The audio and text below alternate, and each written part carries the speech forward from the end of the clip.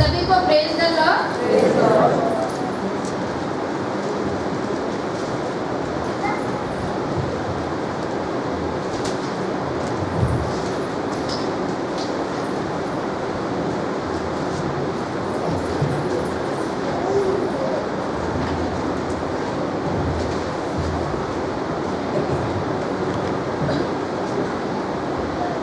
आज का जो वचन है वो है पहला पत्रस 2 अध्याय, उसका नाम वचन। पर तुम एक चुना हुआ वंश और राजपदधारी, याजकों का समाज और पवित्र लोग और परमेश्वर की निज प्रजा हो, इसलिए कि जिसने तुम्हें अंधकार में से अपनी अद्भुत ज्योति में बुलाया है उसके गुण प्रकट करो। आमीन। आज का जो वचन है उसका जो मेरा टॉपिक है वो है प्रभु यीशु मसीह में हमारी पहचान क्या है। आज का जो संदेश है वो थोड़ा गहरा है, इसलिए सब ध्यान से सुनेंगे कि प्रभु यीशु मसीह में हमारी पहचान क्या है। आज का जो वचन है उसको मैं 2 भाग में बांटी हूँ। एक कि प्रभु यीशु मसीह में हमारी पहचान क्या है और दूसरा उसके गुण हम कैसे प्रकट करें। तो सबसे पहले हम सवाल से शुरू करते हैं कि हम मनुष्यों को परमेश्वर ने क्यों बनाया। परमेश्वर ने मनुष्यों को क्यों बनाया। उत्पत्ति 1 उसका 26 वचन में कहता है, परमेश्वर ने मनुष्य को अपनी समानता और स्वरूप में बनाया है और सभी मछलियों, पक्षियों और घरेलू पशुओं, रेंगने वाले जंतु पर अधिकार रखे। यानी कि हम गरीबी, बीमारी और पाप पर अधिकार रखना है। हमें पाप का दास नहीं लेकिन पाप पर अधिकार रखना है। और हम देखते हैं कि परमेश्वर ने मनुष्य को अपनी संगति के लिए बनाया है। उत्पत्ति 3 अध्याय में कहता है, जब आदम को परमेश्वर ने आदम वाटिका में रखा तो परमेश्वर ने उसे रोज दिन मिलने आया करता था, उससे बातें करता था, घूमता फिरता था, उससे संगति करता था। लेकिन जब परमेश्वर ने आदम को कहा था कि तू इस फल को ना खाना, लेकिन और आदम जब उस फल को खाता है, पाप करता है, तो परमेश्वर फिर आदम से आकर पूछता है कि आदम जिस फल को मना किया था क्या तू उसको खाया है। आदम कहता है, परमेश्वर जो है वो सर्वशक्तिमान परमेश्वर है, वो सब कुछ जानने वाला परमेश्वर, वो जानता था कि आदम ने खाया है, पाप किया है, लेकिन फिर भी वो पूछता है। क्यों पूछता है? क्योंकि वो चाहता था कि आदम जो भी गलती किया है उसको स्वीकार करे। लेकिन यहाँ पर आदम स्वीकार नहीं करता है और वो दोष लगाता है। हवा भी उसी तरह से दोष लगाती है और इस कारण परमेश्वर ने आदम वाटिका से आदम हवा को निकाल देता है और परमेश्वर का उनसे मिलना जुलना, बातें करना सब बंद हो गया। हमारा जो प्रेमी परमेश्वर है, इतना महान परमेश्वर, प्रेमी परमेश्वर है, उसने अपना इकलौता पुत्र देकर दे दिया। और यूहन्ना 1:1 में कहता है कि आदि में वचन था, वचन परमेश्वर के साथ था और वचन परमेश्वर था। और उसी का 14 वचन में कहता है कि वचन देहधारी हुआ। देहधारी कौन हुआ? हमारा प्रभु यीशु मसीह। और अब हम देखेंगे कि हमारी पहचान प्रभु यीशु मसीह में क्या है। इसमें बहुत सारा पॉइंट है, लेकिन हम कुछ पॉइंट को बस हम देखेंगे। पहला पॉइंट है कि परमेश्वर की संतान। यूहन्ना 1:12 में कहता है, परंतु जितनों ने उसे ग्रहण किया उसने उन्हें परमेश्वर की संतान होने का अधिकार दिया, अर्थात उन्हें जो उसके नाम पर विश्वास रखते हैं। यहाँ पर परमेश्वर क्या है? पिता है।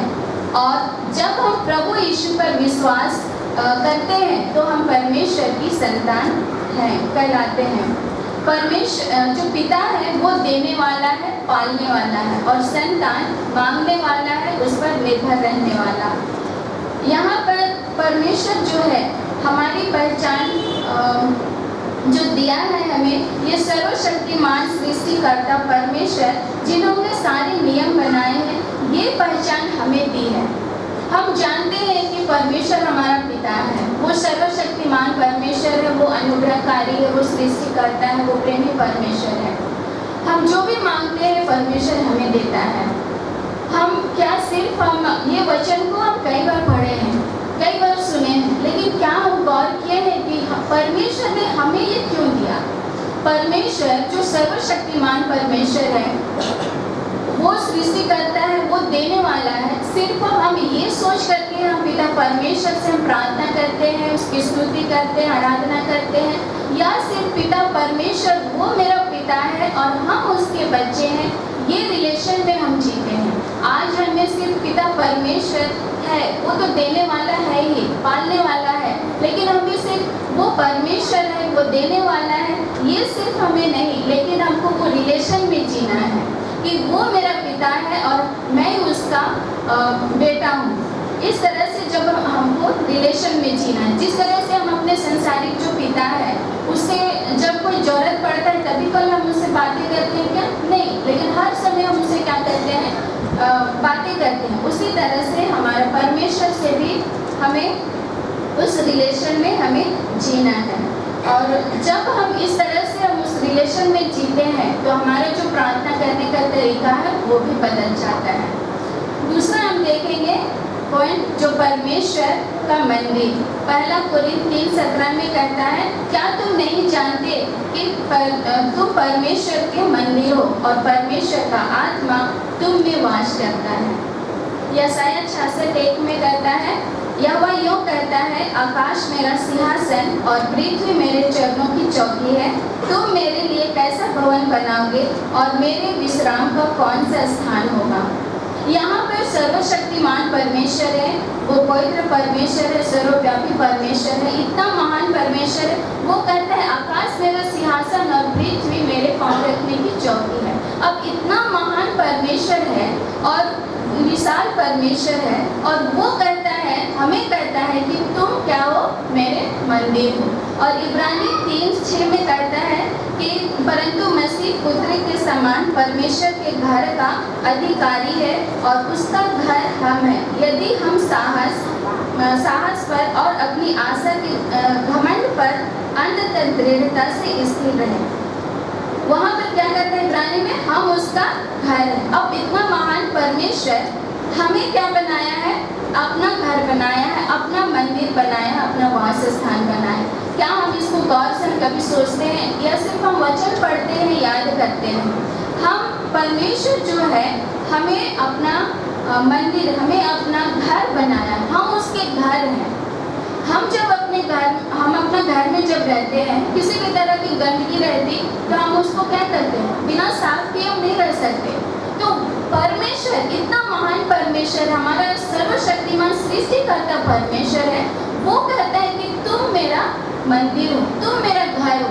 तो हमें हमारा हृदय को हमें कितना साफ सफाई से रखना चाहिए कि हमारे जो परमेश्वर है वो मेरे अंदर रहता है, मैं उसका घर हूँ। ये ऐसा हमें कितना सफाई से अपना हृदय को रखना चाहिए कि परमेश्वर का घर क्या हो? मैं हूँ। जैसे परमेश्वर हाथ के बनाए हुए तंबुओं पे नहीं रहता, और जैसे हम और आप किसी मनुष्य से बनाए गए हैं क्या? नहीं, हमें पिता परमेश्वर बनाया है और हमें वो अपना घर बनाया है। तो हमारी इतनी बड़ी वो पहचान दिया है कि वो हम उसकी संतान हैं और हम उसका घर है। आगे है जो आज का जो वचन था उसमें है, चुना हुआ वंश, राज प्रधारी, याजकों का समाज, पवित्र लोग और परमेश्वर की निज प्रजा। चुना हुआ वंश कहता है। चुना हुआ वंश कैसे? जब हम विश्वास करते हैं यीशु मसीह पर, तो पौलुस कहते हैं कि जब हम यीशु मसीह पर विश्वास करते हैं, करने के द्वारा जो अब्राहम के साथ परमेश्वर ने वाचा बांधी थी, उसके अधिकारी हम हो जाते हैं, उसके वंश कहलाते हैं। और राजपदधारी यानी राजपद को धारण करने वाला, मतलब जो राजा का प्रॉपर्टी है वो सब क्या है? हमारा है। मतलब परमेश्वर का जो भी है सब कुछ हमारा है। अब याजकों का समाज कैसे? याजकों का समाज याजक जो थे, जो पुरानी वाचा में जो इजराइलियों में जो 12 गोत्र थे, याकूब के जो 12 बेटे, उसका जो 12 गोत्र था, उसमें से जो लेवी वंश के लोग थे, लेवी गोत्र के लोग, वही लोग सिर्फ याजक का काम करते थे, बाकी कोई दूसरा नहीं कर सकता था। परमेश्वर के लिए बलिदान चढ़ाना, वेदी का काम करना, ये सब कुछ जो याजक का काम होता था वो सिर्फ लेवी वंश के लोग करते थे, लेवी गोत्र के लोग करते थे। और बहुत ही जो भी परमेश्वर ने व्यवस्था दी थी उस तरह से वो लोग करते थे। और ये जो तंबू या जो मंदिर होता था वो कैसा होता था? बाहरी आंगन, पवित्र स्थान और अति पवित्र स्थान। जो पवित्र स्थान और अति पवित्र स्थान के बीच में पर्दा होता था, जो किसी भी रीति से हट नहीं सकता था। और जो अति पवित्र स्थान है वो इंडिकेट करता है कि वहाँ पर परमेश्वर रहता है, परमेश्वर मौजूद है। अब परमेश्वर अति पवित्र है और मनुष्य क्या है? पापी है, तो दोनों एक दूसरे से मिल नहीं सकते, इसलिए वो बीच में वो जो पर्दा था। पर नई वाचा में यीशु के लहू बहाने के द्वारा, बलिदान के द्वारा मंदिर का, जब यीशु मसीह प्राण त्याग दिए उसी समय वो मंदिर का पर्दा जो था वो ऊपर से नीचे फट जाता है और हम सब यीशु के द्वारा परमेश्वर से हम क्या कर सकते हैं? मिल सकते हैं। और हम देखेंगे फिर कि उस समय जो पुरानी वाचा में ये जो तंबू होता था ना, ये परमेश्वर ने मूसा से कहा था कि जैसा स्वर्ग में है उसी का तो प्रतिबिंब इस धरती पर, इस पृथ्वी पर बनाना। मतलब जो अति पवित्र स्थान और बाहरी आंगन जैसा स्वर्ग में है वैसे तुम इस पृथ्वी पर बनाना, इस तरह से मूसा को कहा था, जो हम इब्रानियों 9वां अध्याय में पढ़ सकते हैं। यहाँ पर क्या होता था? याजक जो होते थे वो लोग बैल, बकरी या भेड़, पशु किसी का भी वो जो बलिदान करते थे तो पवित्र स्थान में बलिदान करते थे। और उसका जो लहू होता था, पशु का लहू, उस लहू को जो अति पवित्र स्थान था, उस अति पवित्र स्थान में जो महायाजक होता था वो साल में एक बार उस लहू को लेकर के वो अति पवित्र स्थान में ले जाता था और चढ़ाता था और अपने लिए और दूसरों के पापों के लिए वो प्रायश्चित करता था। इस तरह से वो करता था और वो वहाँ पर प्रार्थना विनती करता था, साल में एक बार होता था। पर हमारा जो यीशु मसीह है वो निष्कलंक लहू, निष्पाप लहू को, अपना लहू जो हमारे पापों के लिए बहाया था, उस लहू को लेकर यीशु मसीह जो हमारा महायाजक ठहरा, वो इस पृथ्वी का जो अति पवित्र स्थान था वहाँ नहीं, लेकिन स्वर्ग में जो अति पवित्र स्थान है वहाँ पर अपना लहू को चढ़ाया। और इस तरह से मेरा और आप सभी का पापों का हमें छुटकारा मिलता है। तो इस तरह से परमेश्वर ने जो व्यवस्था दिया था कि तुम इस तरह से, इजराइलियों को जो व्यवस्था दिया था कि तुम इस तरह से बलिदान चढ़ाना, इस तरह से करना, तब तुम्हारे पाप क्षमा होगी। तो इसलिए आज हम समझ पाते हैं कि हमारा यीशु के लहू के द्वारा हमारा पापों की क्षमा कैसे होती है। जो और हम इब्रानी 12 उसका 1 वचन उसको पढ़ो। इब्रानियों 12 उसका 1, रोमियो 12 उसका 1 वचन। इसलिए हे भाइयों, मैं तुमसे परमेश्वर की दया स्मरण दिलाकर विनती करता हूँ कि अपने शरीरों को जीवित और पवित्र परमेश्वर को भावता हुआ बलिदान करके चढ़ाओ, यही तुम्हारी आत्मिक सेवा है। हाँ, यहाँ पर क्या करता है? अपने आप को जीवित, पवित्र और परमेश्वर को भावता हुआ बलिदान करके चढ़ाओ, यही तुम्हारी आत्मिक सेवा। आज हम और आप, हमें क्या करना है? अपने आप को जीवित, पवित्र और परमेश्वर को भावता हुआ बलिदान चढ़ाना है। यानी कि हम और आप सब, हम क्या है? याजक हैं। और जब वो यीशु मसीह के द्वारा भी हम परमेश्वर से मिल सकते हैं। इस तरह से हम सब याजक हैं, परमेश्वर की निज प्रजा है, चुना हुआ वंश है। अब हमें प्रभु यीशु मसीह अंधकार में से अलग करके अद्भुत ज्योति में लाया है, हमें अपनी संतान बनाया है, अपना मंदिर बनाया है। और इतने सारे जो है पदवी दिए हैं, चुना हुआ वंश, राजपदधारी, याजकों का समाज, और भी उसने बहुत सारे दिए हैं, मसीह का राजदूत, सेवक और मित्र, निज प्रजा। इस तरह से बहुत सब हमें पहचान दिया है। हमारी जो पहचान है, पदवी है, ये इतने सारे हमें प्रभु यीशु ने दिए हैं और हमें अंधकार में से अलग किया है। और पर हम उसके गुण को कैसे प्रकट करेंगे? पहला कोरिन्थ 12 उसका 3 वचन पढ़ो। इसीलिए मैं तुम्हें चेतावनी देता हूँ कि जो कोई परमेश्वर की आत्मा की अगुवाई से बोलता है, वह नहीं कहता कि यीशु शापित है, और न कोई पवित्र आत्मा के बिना कह सकता है कि यीशु प्रभु है। यहाँ पर क्या कहता है कि पवित्र आत्मा, और न कोई पवित्र आत्मा के बिना कह सकता है कि यीशु प्रभु है। यानी हम सब बोलते हैं यीशु प्रभु है, यानी कि हमारे अंदर क्या है? पवित्र आत्मा है। पवित्र आत्मा की सहायता से ही हम कह सकते हैं कि यीशु प्रभु है। और दूसरा कोरिन्थ 5 उसका 17 वचन पढ़ो।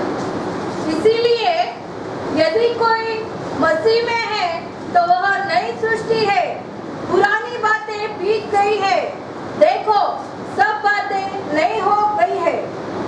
हाँ, यहाँ पर क्या कहता है कि पुरानी बातें, इसलिए यदि कोई मसीह में है तो नई सृष्टि है, पुरानी बातें बीत गई, देखो सब बातें नई हो गई। यहाँ पर कहते हैं कि यदि कोई मसीह में है तो नई सृष्टि है, पुरानी बातें बीत गई। मतलब हमारा, जब हम मसीह में है तो हमारा जो पुराना मनुष्य है वो बीत गया और सब कुछ नया हो गया। और पहला कोरिन्थ 12 उसका 3 में भी कहता है कि पवित्र आत्मा की सहायता से हम पवित्र आत्मा के बिना कोई कह सकता है कि यीशु प्रभु है। यानी जब हमारे अंदर पवित्र आत्मा है, हमारे अंदर यीशु मसीह है, हम जब मसीह में है, वचन कहता है कि पुरानी बातें बीत गई, देखो सब बातें नई हो गई। और पुराना जो मनुष्य है वो बीत गया और सब बातें नई हो गई। लेकिन आज भी हमारे अंदर हम झूठ बोलते हैं, ईर्ष्या करते हैं, जलन करते हैं, ये सारी बातें हमारे अंदर पाई जाती है। ये वचन को जब मैं पढ़ती थी, सोचती थी, मैं बहुत सोचती थी कि ये वचन, प्रभु तूने मुझे अंधकार में से अलग किया है, संसार में से अलग किया है, तूने मुझे नया जीवन दिया है, पापों से छुटकारा दिलाया है, पाप से तो मुझे छुड़ाया है। लेकिन ये वचन है, यहाँ पर फिर भी मेरे अंदर जो ये पुरानी बातें आज भी दिखाई देती हैं, आज भी मैं झूठ बोलती हूँ, आज भी रूढ़ बात करती हूँ। क्यों? क्योंकि प्रभु तू मेरे अंदर है, मेरे अंदर पवित्र आत्मा है, प्रभु यीशु तू मेरे साथ है, नई सृष्टि हुई है, फिर भी मैं झूठ क्यों बोलती हूँ? ये बातें को मैं बहुत सोचती थी, प्रभु से कहती थी क्यों प्रभु ऐसा क्यों होता है? प्रभु के अनुग्रह से जो मैं समझ पाई हूँ वही मैं आप सभी को बताने की कोशिश कर रही हूँ। ध्यान से सुनेंगे। यहाँ पर कहता है कि यदि हम मसीह में हैं तो नई सृष्टि है और पुरानी बातें बीत गई, देखो सब नई हो गई। लेकिन आज भी हम झूठ बोलते हैं, कोई कम बोलता है, कोई ज़्यादा बोलता है, पर हम सब बोलते हैं।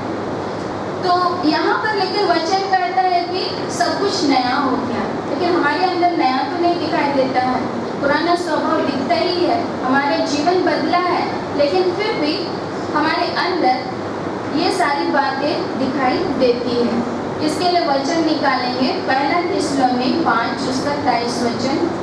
शांति का परमेश्वर आप ही तुम्हें पूरी रीति से पवित्र करे और तुम्हारी आत्मा और प्राण और देह हमारे प्रभु यीशु मसीह के आने तक पूरे और निर्दोष सुरक्षित रखे।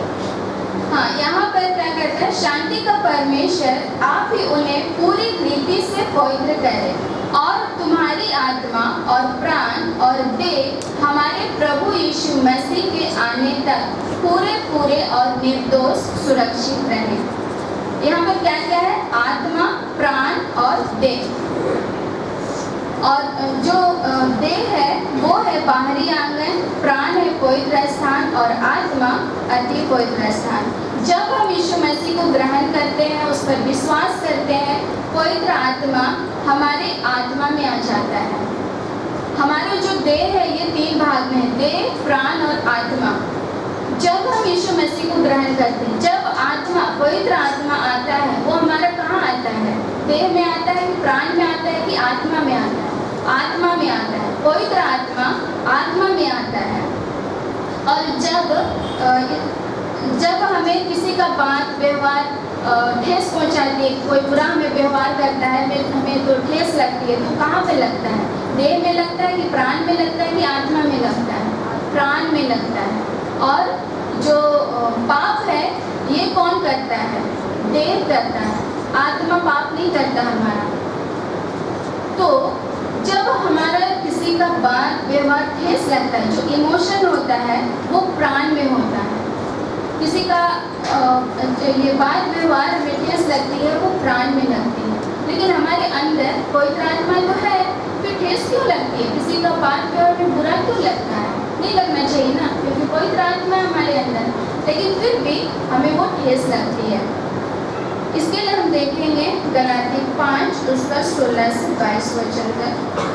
पर मैं कहता हूँ, आत्मा के अनुसार चलो, तो तुम शरीर की लालसा किसी रीति से पूरी न करोगे, क्योंकि शरीर आत्मा के विरोध में और आत्मा शरीर के विरोध में लालसा करता है। हाँ, यहाँ पर क्या कहता है? क्योंकि शरीर आत्मा के विरोध में और आत्मा शरीर के विरोध में लालसा करता है, और ये एक दूसरे के क्या है? विरोधी है। आत्मा जो है उसकी लालसा अलग है, शरीर की लालसा अलग है। और वचन पढ़ेंगे रोमियो 8 उसका 14 वचन में। इसीलिए कि जितने लोग परमेश्वर के आत्मा के चलाए चलते हैं, वे ही परमेश्वर के पुत्र हैं। हाँ, रोमियो 8 उसका 14 वचन में कहता है कि इसलिए जितने लोग परमेश्वर के आत्मा के चलाए चलते हैं, वे ही परमेश्वर के पुत्र हैं। यहाँ पर क्या कहा वचन? कि जितने लोग परमेश्वर के आत्मा के चलाए चलते हैं, वे ही परमेश्वर के पुत्र हैं। यानी हम और आप परमेश्वर के पुत्र हैं, तो हमको कैसे चलना चाहिए?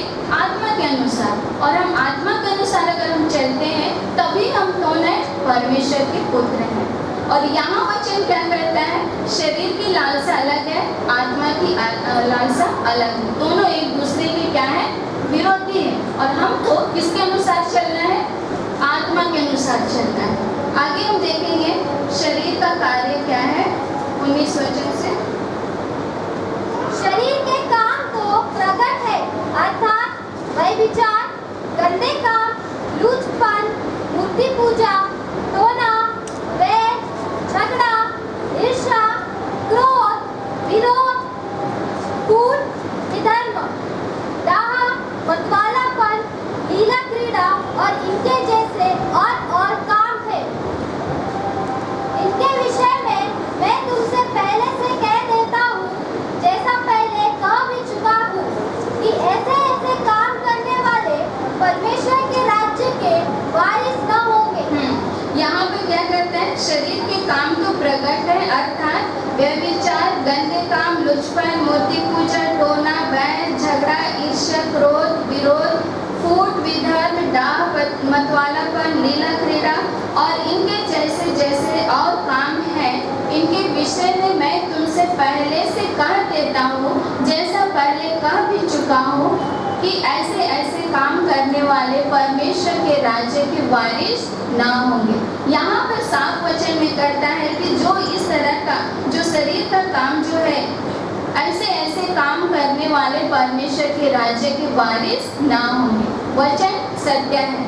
वचन पर जब हम विश्वास नहीं करते हैं, ये भी क्या है? पाप है। वचन कहता है कि ऐसे ऐसे काम करने वाले परमेश्वर के राज्य के वारिस ना होंगे। और हमको किसके अनुसार चलना है? आत्मा के अनुसार चलना है। और हम यहाँ पर देखेंगे इससे पहले आत्मा का फल से पहले हम देखेंगे कि आत्मा की जो सहभागिता है और आत्मा की अधीनता, ये दो बातें हैं। ये दोनों, आत्मा की सहभागिता और आत्मा की अधीनता, ये दोनों में अंतर है। हमारे अंदर पवित्र आत्मा है, फिर भी हमारे अंदर ये सारी बातें थोड़ी बहुत भी दिखाई देती है। हमें आत्मा के अनुसार चलना है, शरीर के अनुसार नहीं। अब हम देखेंगे कि आत्मा की सहभागिता हमारे अंदर है और आत्मा की सहभागिता और आत्मा की अधीनता, इसमें क्या अंतर है। आत्मा की सहभागिता के लिए हम एग्जाम्पल देखेंगे कि कोई बच्चा को जब हम स्कूल में एडमिशन देते हैं, स्कूल, वो बच्चा रोज स्कूल जा रहा है, वहाँ पर जो भी टीचर सिखाती है, पढ़ाती है, वो कुछ भी नहीं सुनता, कुछ भी नहीं पढ़ता, घर आता है, बैग रखता है, घर में भी नहीं पढ़ता। साल भर वो स्कूल जाता है, लेकिन जो भी टीचर पढ़ाती है वो कुछ भी नहीं पढ़ता। जब एग्जाम होता है, एग्जाम में क्या लाता, 0 मार्क्स लेके आता। टीचर कहती है कि मैं इस बच्चा को तो रोज पढ़ाती हूँ, रोज सिखाती हूँ, लेकिन ये बच्चा कुछ भी नहीं सीखता है। माँ बाप क्या बोलेगा, हम इतना पैसा खर्चा करके इसको स्कूल में एडमिशन कराए, लेकिन ये तो कुछ भी नहीं पढ़ता है। ठीक उसी तरह से ये ऐसी आत्मा की सहभागिता होती है। आत्मा की अधीनता क्या होता है, आत्मा की अधीनता में जैसे आत्मा हमें अगुवाई करता है, जैसे हमें आत्मा बोलता है कि तू झूठ बोल रही है, तू झूठ बोलती है, ये गलत बात है, ये पाप है, और हम तुरंत उसको हम मान लेते हैं कि हाँ प्रभु, हमने जो भी किया ये गलत है, आज के बाद ये नहीं करना चाहते। जो भी हम झूठ बात करते हैं या कोई भी हम छल कपट करते हैं या कुछ भी जो भी शरीर का जो भी कार्य है उससे हम करते हैं, तो जब हमें पवित्र आत्मा हमें अगुवाई करता है, जब हमें पवित्र आत्मा कहता है, हम तुरंत उस गलती को मान लेते हैं और हम तुरंत हम मान लेते हैं और प्रभु से अनुग्रह मांगते हैं और पिता परमेश्वर से हम उसके साथ चलने के लिए हम प्रार्थना करते हैं। तो इस तरह से जब हम धीरे धीरे करके पवित्र आत्मा की अधीनता, जैसे जैसे वो हमें सिखाता है, वैसे वैसे हम उसकी अधीनता में जब हम बढ़ते जाते हैं, तो हम क्या हो जाते हैं, पवित्र आत्मा की अधीनता में हो जाते हैं और हम पवित्र आत्मा के मंदिर बन जाते हैं। यहाँ पर वचन कहता है कि आत्मा का जो फल है, प्रेम, आनंद, शांति, धीरज, कृपा, भलाई, विश्वास, नम्रता और संयम। आत्मा का जो फल है वो प्रेम है। जब हमारे अंदर प्रेम रहेगा, परमेश्वर का प्रेम रहेगा, तो हमारे अंदर जब प्रेम रहेगा तो आनंद भी आएगा, शांति भी आएगा। ये जो 9 चीज़ है, ये सब धीरज, कृपा, भलाई, विश्वास, नम्रता और संयम, ये सब आएंगे। और हमें आत्मिक रूप से हमें ये प्रबल होना है। जो भी ये शरीर का कार्य है, ये जो कार्य है और हमारे अंदर जो आत्मा का फल है, आत्मा की अधीनता है, जब हमारे अंदर परमेश्वर का प्रेम रहेगा, जब हम पवित्र आत्मा के फल से जब हम भरे रहेंगे, तो हम क्या, यहाँ पे जो शरीर का काम लिखा है, व्यभिचार, गंदे काम, यदि हम परमेश्वर के प्रेम से जब हम भरे रहेंगे, तो हम किसी से व्यभिचार कर सकते क्या? नहीं कर सकते। किसी से गंदे काम, लुचपन, मूर्ति पूजा, ये सब कर सकते क्या? नहीं कर सकते। आज हमें जरूरी है कि जो हमें पवित्र आत्मा हमें दिया गया है, पवित्र आत्मा हमारे अंदर है, तो पवित्र आत्मा में हमें इतना प्रबल होना है, आत्मिक रूप से हमें इतना प्रबल होना है, हमें पवित्र आत्मा से इतना भरना है कि जो शरीर का कार्य है ये हम पर हावी होने ना पाए। हमें पवित्र आत्मा से इतना भर जाना है। जब हम परमेश्वर के प्रेम में भरे रहेंगे, जब हम पवित्र आत्मा का फल हमारे अंदर रहेगा, जब हम पवित्र आत्मा से भरे रहेंगे, तो ये हम किसी के साथ, कोई भी व्यक्ति के साथ हम ईर्ष्या नहीं कर सकते, किसी भी लोगों के साथ हम गलत डाह नहीं कर सकते, झगड़ा नहीं कर सकते, गुस्सा नहीं कर सकते, कुछ भी हम नहीं कर सकते। इस तरह से शरीर का जो कार्य है उसको अपने ऊपर हावी होने हमें नहीं देना है, और आत्मिक रूप से हमें इतना प्रबल हो जाना है कि ये जो शरीर का कार्य है ये हम करना है। और जैसे अभी हमने कहा कि जो देह, प्राण और आत्मा है, आत्मा में क्या है, पवित्र आत्मा वहाँ पर रहता है, लेकिन हमें ठेस कहाँ लगती, यहाँ पर प्राण में लगता है।